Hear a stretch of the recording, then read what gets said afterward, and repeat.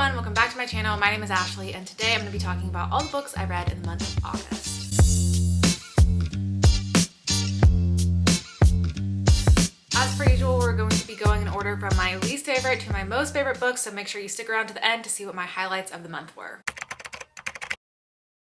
So first up, let's start with the books that I DNF'd this month, so the books that I didn't even finish because I was not enjoying them. First up, we have Stay Awake by Megan Golden. This was an arc that I was reading from NetGalley, so thank you to the publisher for sending me this. I did technically sort of end up finishing this book, but not fully with my full attention. I read this to the halfway mark and I was just so unenthused with it that I really didn't want to finish it. I did want to know what happened, so I asked a friend for a spoiler, so thank you to Lauren from Lauren Love Reads for giving me the spoilers for what happens in the second half of this book, and then I just sort of skimmed through just to see the remainder of that playing out. This is a story about this woman who wakes up with no memory of the last couple years of her life, and she just has Stay Awake written on her arm or her hand, and she doesn't know what's going on, who to trust in her life, and it is this psychological thriller that bounces back and forth between the present and the past as you're trying to piece together what happened to this woman. I thought the concept of this sounded really interesting, but a couple things I couldn't get past were the writing style in general. I just wasn't really connecting with. The pacing of the book wasn't really working for me, and I just didn't really end up caring about any of the characters or really seeing what happened in the end. And after hearing the spoilers, I'm sort of glad that I DNF'd this one. Next up, we have another book that I got halfway through, and that is The Lioness by Chris Bojalian.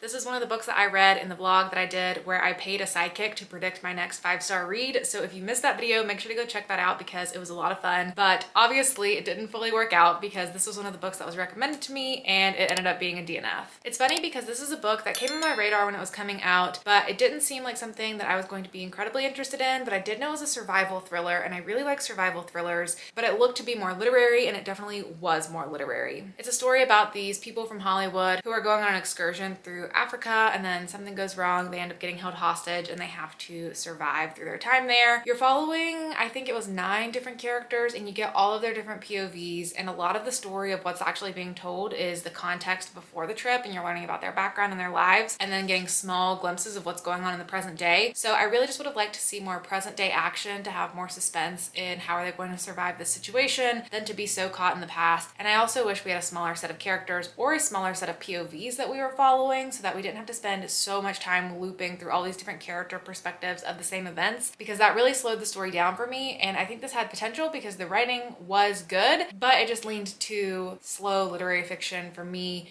versus what I wanted, which was more of a fast-paced thriller. And then another book that I got halfway through, I feel like that's my usual kind of compass for if I'm enjoying a book and I want to put it down or not, is getting about halfway through. And then if I'm really not into it, I let myself DNF it. But the last one is What Moves the Dead by T. Kingfisher. This was a book that came out this month that a lot of people have been anticipating, and I was anticipating it pretty highly myself. I thought it sounded really interesting. It is a retelling of an Edgar Allan Poe story called The Fall of the House of Usher, which I read many years ago back when I was in college, and I reread right before reading the story just to have a quick refresher, but it's a very short gothic story that this mirrors very similarly to. It's also written in a style very similar to Edgar Allan Poe's writing style, which I thought was really cool, but not very engaging. In case you're unfamiliar with that short story, what this one is about is you're following this soldier who's going to this house where the Ushers live, which is called the House of Usher, and there's some weird malady affecting the people in the house, and the grounds around it, where things are just going strange. If you've read Mexican Gothic by Sylvia Moreno Garcia, this felt pretty similar to that to me, but I enjoyed that a lot more than I was enjoying this story. I got halfway through and I just felt like nothing was happening and I didn't care about any of the characters. And it's really short, so I really could have just spent another hour on it and finished it, but I just didn't really care to.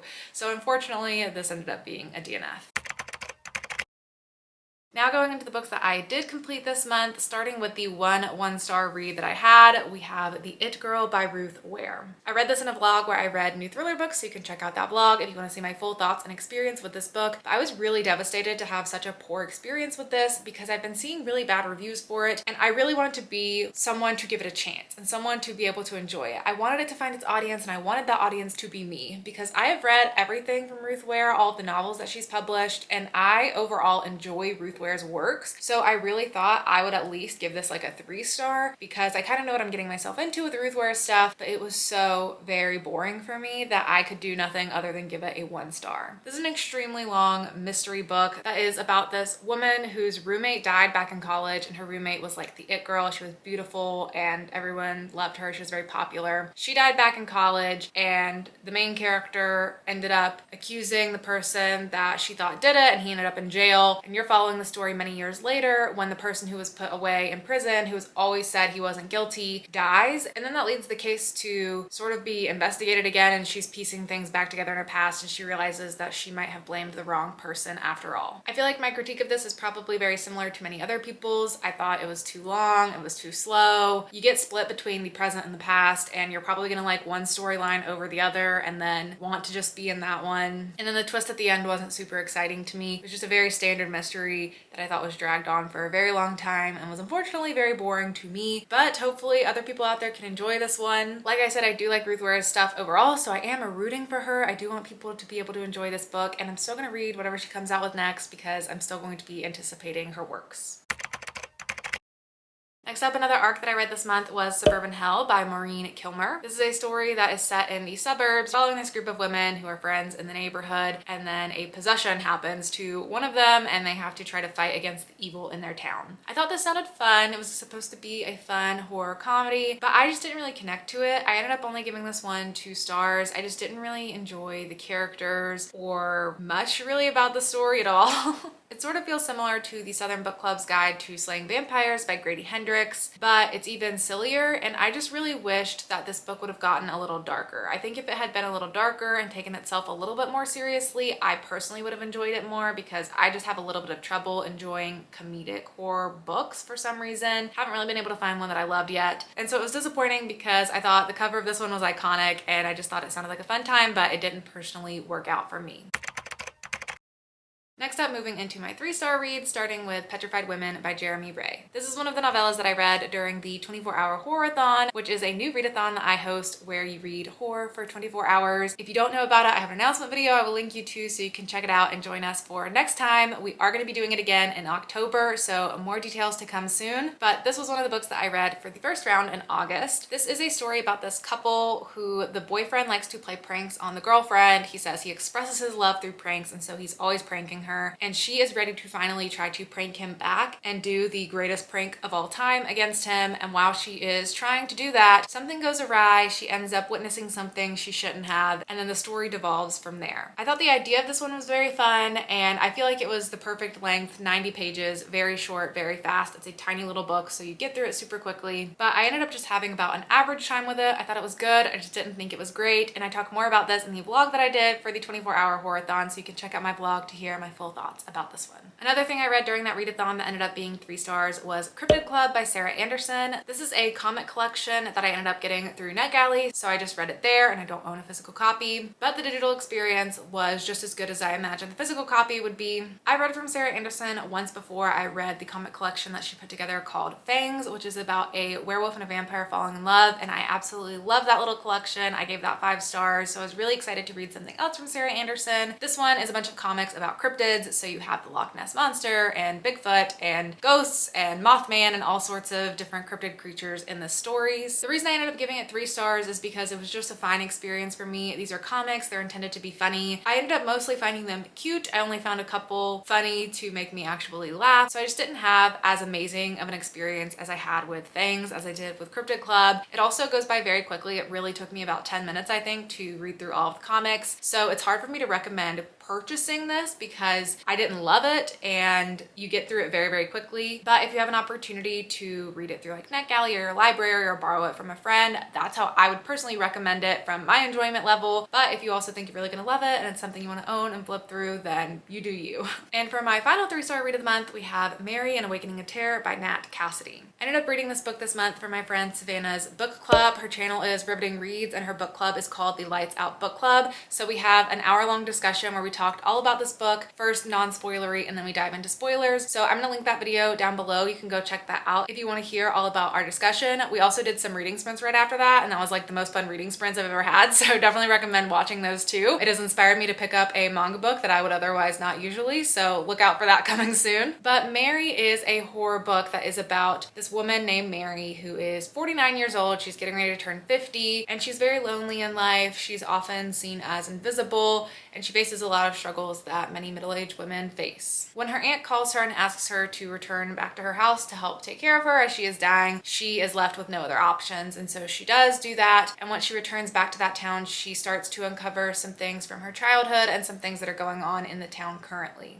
I had a very strange experience with this book because I really enjoyed the first half of it or so, and there's a lot of things I can really appreciate with this book. I really enjoyed the writing style. I thought it had a great tone and a great voice to it, and it just felt fresh in that way. This is an author I would certainly pick up another book from because I just really liked the writing style, and just Mary's character I found really interesting, especially in the first half of the book. But the direction that the story takes, and also how slow it was and how long of a buildup it was, lost me a little bit. This is a very long book. It's 407 pages in this copy that I have, and I think if it was like 100 pages shorter, I would have probably enjoyed it more because a lot of it just stretched out a little bit too long for me. And a lot of the conversations that this book was trying to open about womanhood and menopause and many other things, I just felt like the conversation was open, but I felt like it ultimately didn't go very far. And I think that factors in with this being written by a man, and Nat Cassidy addresses that in author's note at the beginning and in the afterword at the end of the book as well. And he talks about why he wrote this story and what he thinks about telling the story as a man, and why he sort of ends the story where he does because of that perspective and that lens.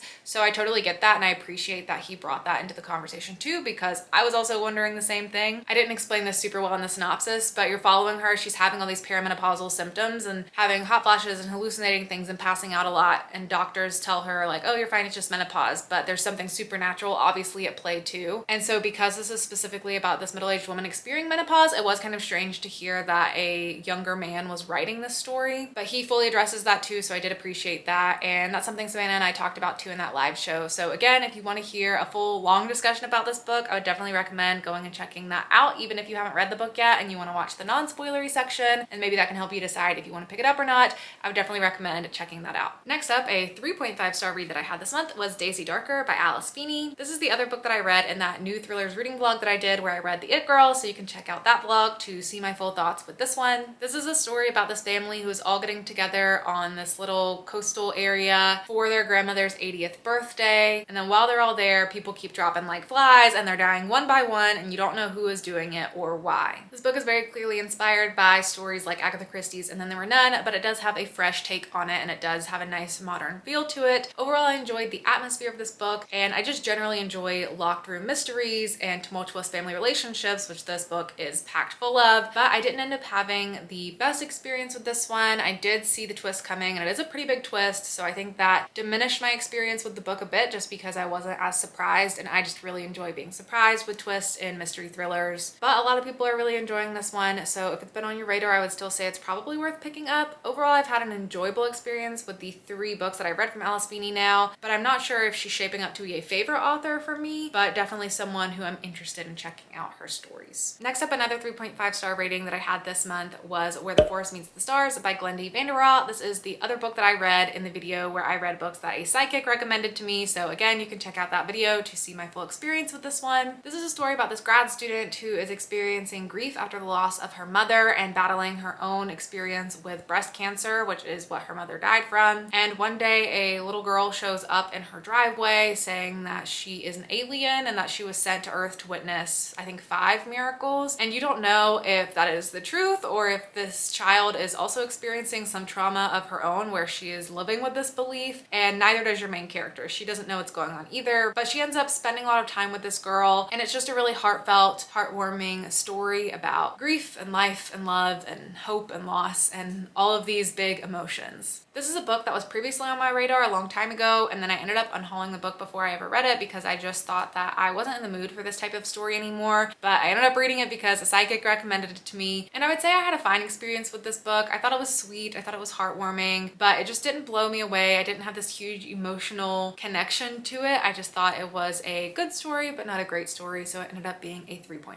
And for my final 3.5 star, I read I'm Glad My Mom Died by Jennette McCurdy. I got the audiobook for this one through Libro FM's ALC program, which is where you get advanced listener copies, so thank you to Libro FM for this copy. This book has been widely talked about since it came out. Many people are loving it. I'm seeing it get glowing reviews. If you're unfamiliar, Jennette McCurdy is an actress who was a child actress, and she's most well known for her role on the Nickelodeon show iCarly. In this memoir, she is telling the story about the difficult experience that she had being a child actress and undergoing abuse from her mother throughout her life. I don't read a ton of memoirs anymore, but because this one was getting so much buzz and because I have followed this actress, I thought it would be an interesting one to pick up and just listen to. If you don't already have a connection with this actress and know who she is and kind of know part of her story, or if you're not really into memoirs, I wouldn't say that you're likely to enjoy this as much as some other people are. I ended up thinking it was just good. It was a 3.5 for me. What she went through was definitely brutal, and it's an interesting conversation starter about children actors, the way they're treated, and just the lack of regulations around that. I also thought it was interesting how a lot of what I was hearing about this book was people talking about how she talks about her being jealous of Ariana Grande when they were growing up on a show together. I found it strange that that's what I saw talked about so much because it's such a small portion of the book. It's an interesting portion, and Ariana Grande is a huge celebrity, so I do see how that got picked up. But it's not the best representation of what this book is about because so much of this book is about the trauma she incurred from her relationship with her mother, the abuse she endured from her, what she experienced being a child actress, her challenge with eating disorders and trying to go to therapy and being in terrible relationships and being groomed. Like, there's so much heavy topics in this. So I just think it's important to know that going in. I mean, it might be inferred by a title like I'm Glad My Mom Died that there's going to be some heavier conversations in this one. But overall, I just didn't feel really engrossed in the story. I didn't feel like there was anything super special about the writing. I know some people, and I feel like I in the past have also deferred to just not rating memoirs and nonfiction because it feels like you're rating their story. I'm not rating her story or her difficulties or her trauma and saying it wasn't interesting enough. Like, it was a very compelling story and she has faced a lot, and that is very difficult, and there's no way to put a rating on that. I'm just rating the storytelling of it and the narrative voice of it and how it all connects and opening conversations and themes and whatnot. And so for me, that was just a 3.5. It didn't blow me away as a work of writing, but it is definitely a super interesting topic. And it does get me thinking a lot about child influencers because that's something that I see talked about more and more recently, is like TikTok moms who just put their kids on the internet all the time. And I watch a lot of TikTok kids, like these TikTok moms that are just showing every moment of their kids' life and their kids' struggles and the temper tantrums and trying to use that as moments to educate about parenting. But I do think there is a flip side of the coin about what kind of position that puts the child in. And there's really, I don't know if there's any laws in place yet for that because it is something that's so new with the rise of social media, but it definitely gets me thinking on that and questioning a lot of things about our society.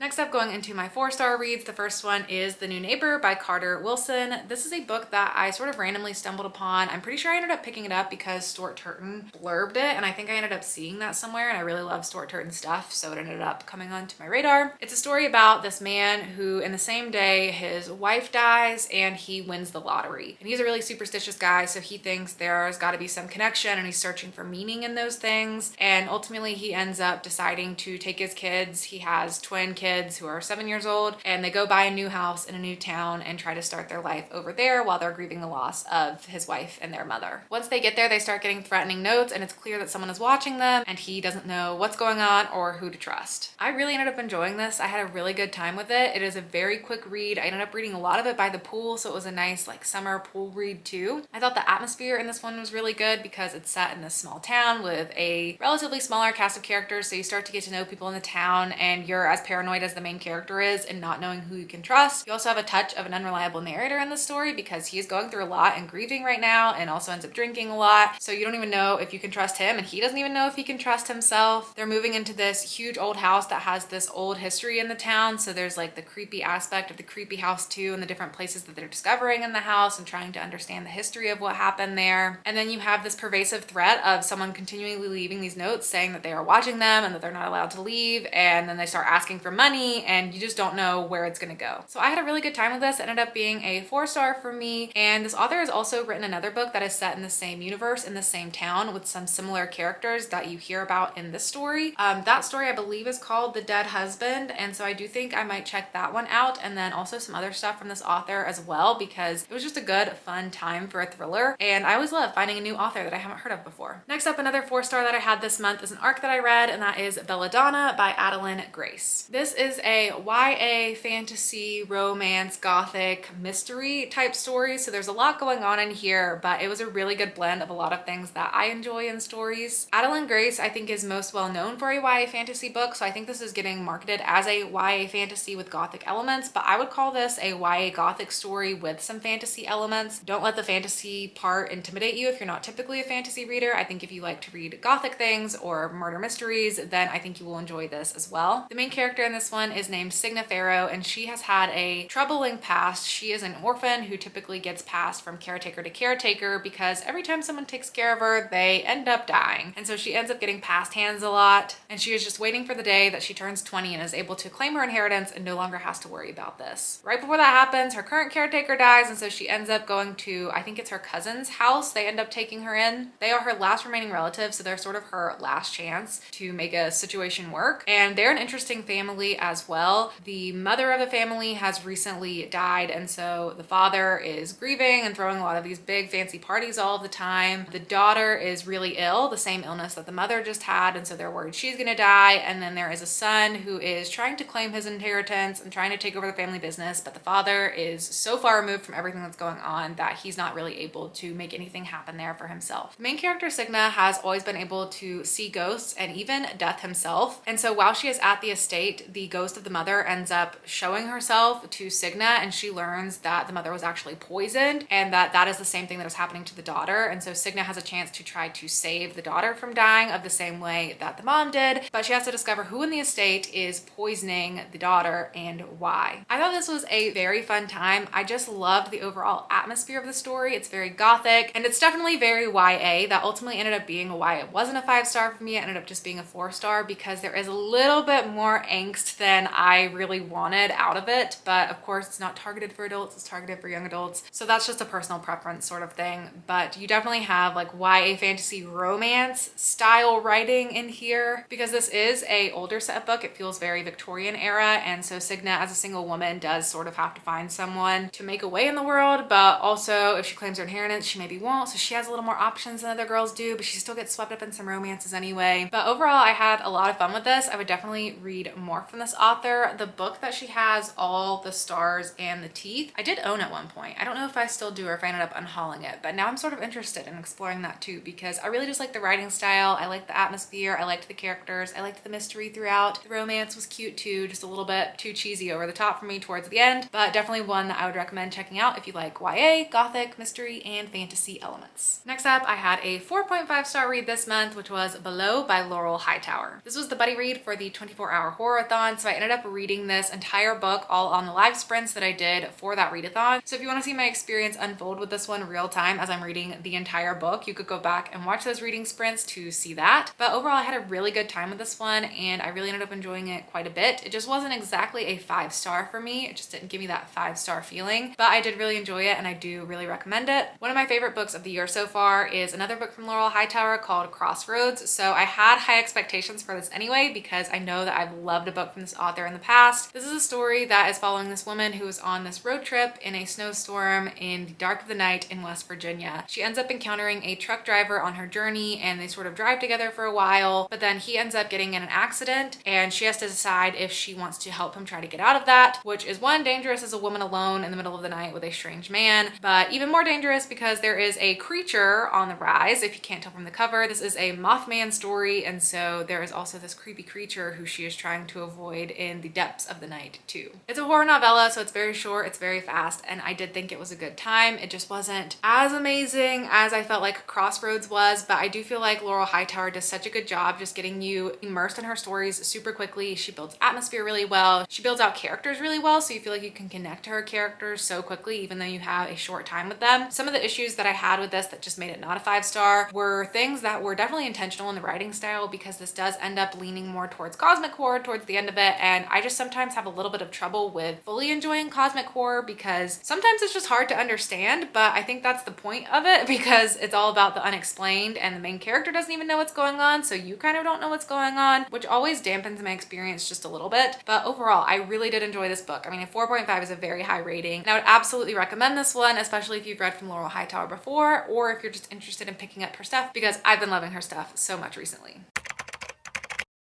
And then the final book I have to talk about is my 1 5-star book of the month, and it is not a thriller or not a horror book. It is in that other realm of stories that I end up really liking that are more emotional and heartfelt and a little bit magical all at the same time, and that is Unlikely Animals by Annie Hartnett. I have absolutely no memory of how I came across this book. I have never seen anyone read it or talk about it, so really not sure where it came from, but it was absolutely the perfect book for me at absolutely the perfect time. So it feels like one of those magical experiences where a book just found you when you needed it to, and I just absolutely love this book. There's a lot going on in here, so it's a little bit difficult to summarize, but you're following this woman named Emma Starling, and when she was born with this supposedly magical touch where she was able to heal people with her hands, and so she kind of became the spectacle of their small town where everyone knew her as this healer. So as she grows up, she ends up going off to med school, and you're following her around this time when she decides to drop out of med school because she's in her 20s, she's lost in life, and she's got to go back home to take care of her dying dad. So you're following her. She's returning to this small town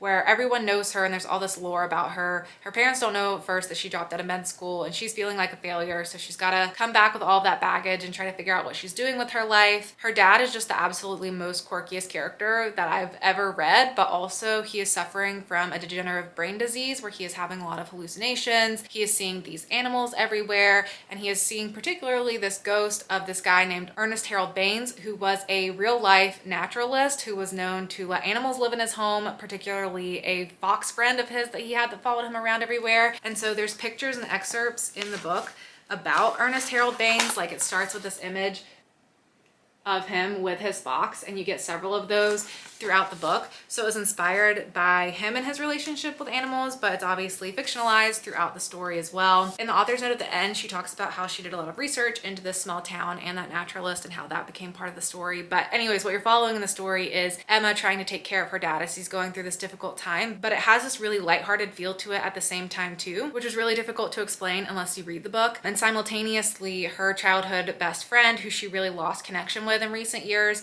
has now gone missing, and there's an opioid crisis in the town, and so many people just assume that she was just left for dead somewhere because people think she was just doing drugs and ended up dying somewhere and that she'll never return, and no one seems to really care or be looking for her. But Emma is interested in looking for her, and her dad's really interested in looking for her, and so she just spends a lot of time with her dying dad, lost in life in this small town where there's all this lore about her and she doesn't know who she is, and it's about her identity, and it's about life and loss and grief and friendships and found family and finding the magic in life. And it was just so beautiful, and I just personally resonated with it so much. I loved it so much. I'm so glad this book found me at exactly the time that I needed it, and I am so excited to check out more from this author. She has a book called Rabbit Cake, which also sounds really interesting and quirky, so I'm definitely going to check that one out. But yeah, if you typically find yourself enjoying the same type of quirky, whimsical, heartwarming, literary type stories that I do, this is a big one that I would recommend. This is going to for sure be one of my favorite books of the year. But I will also say this just personally resonated with me a lot right now, so that's also biasing me for sure. But still, I thought it was absolutely incredible and would definitely recommend. I'll also mention quickly that I was talking about the fact that I was reading Uzumaki by Junji Ito this month, which is my first Junji Ito and my first horror manga that I have ever read. It's my second manga ever, and I really thought that I would finish it by the end of August to be able to tell you about it, and I'm really almost done with it. But just the order that I needed to get this video filmed, I didn't end up fully finishing that book yet in this month, so I'll just wait and tell you about that in my September wrap up to give you my full thoughts. But if you're really impatient and dying to know how I'm feeling about that book,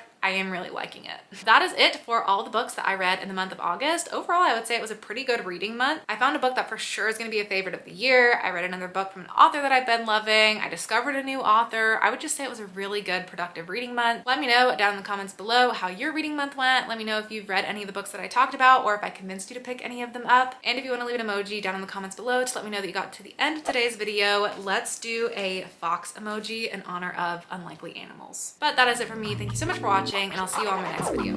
Bye.